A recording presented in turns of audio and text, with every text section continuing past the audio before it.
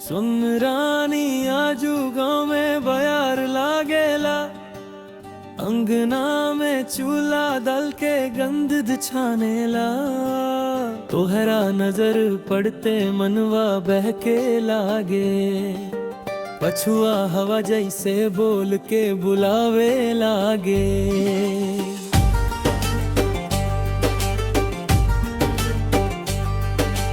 खेत के मेड़ पनिंदिया के रात भुला गइल, तोहरे हंसी से मन के हर दर्द धुला गइल। चुनरी के किनारी जैसे चांद लइके आइल, हमरा सीना में आज नया आग जटाइल। अरे सुन अब दिल डोलता, तोहरा बिना ना मोर मन बोलता।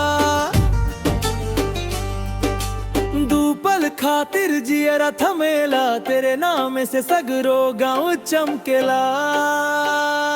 गोरिया तोहरो हंसी कमाल, गोरिया मोर दिल बेहाल। गोरिया तोहरो हंसी कमाल, अब ता तू ही मोर सवाल। गोरिया गोरिया मोर दिल बेहाल, गोरिया गोरिया अब ता तू ही मोर सवाल।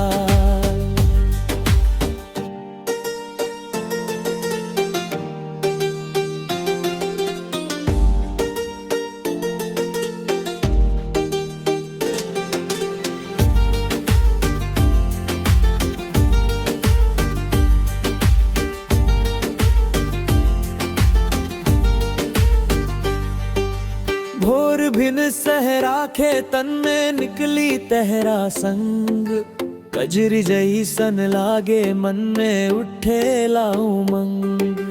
पानी भरे गईला सैया के नाम पुकार, अखिया के भाषा से सब कुछ बतियारा। बांस के झुरमुट में बतिया लपेट के रखी ले, गाँव के गलियन में तो हरे नाव रटी के चली ले। गोर पाँव के छाप पगडंडी पे छूटेला, हमरा नसीबों के ताला अचानक टूटेला। अरे सुन अब दिल डोलता, तोहरा बिना ना मोर मन बोलता। दूपल खातिर जियरा थमेला, तेरे नाम से सगरो गाँव चमकेला। गोरिया तोहारो हंसी कमाल, गोरिया मोर दिल बेहाल। गोरिया तोहारो हंसी कमाल, अब तक तू है मोर सवाल। गोरिया गोरिया मोर दिल बेहाल, गोरिया गोरिया अब त तू ही मोर सवाल।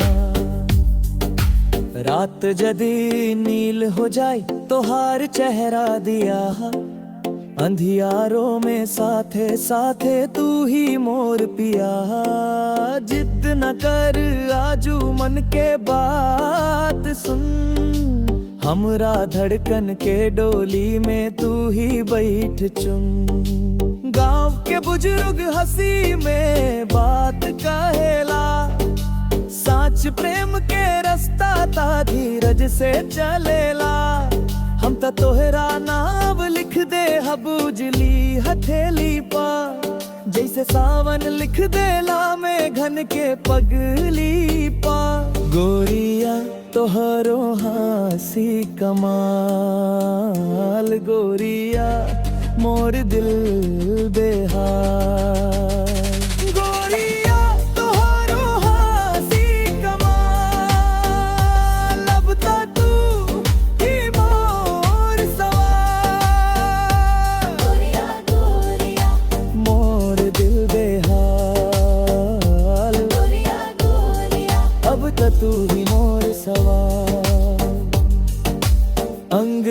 में चूल्हा जरे मन में तोहार नाम गाँव गिराव गूंजे अबे मोर साचो पैगाम गोरिया तोहरो हासी कमाल अब तो तू ही मोर सवाल।